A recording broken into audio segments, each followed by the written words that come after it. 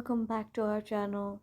Today in this video, I'm going to guide you guys on a step-by-step tutorial on how to reset password on your Meetup app. Without any further ado, let's get right into our video. The first thing we're going to do is open our Meetup app. In order to reset password on your Meetup app, you'll have to make sure that you have logged out of your account. Then after you open your Meetup app, you'll be on a surface something like this. Here you'll have to tap on the second option, that is already have an account, and log in. Once you do that, here you'll be directed on the second page where you'll get three options that are continue with Google, continue with Facebook, and continue with email address and password. Here on the bottom you can see that there is an option forgot password. Here you'll have to tap on it.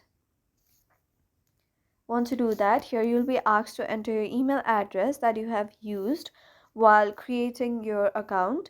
And once you type that email address, tap on send.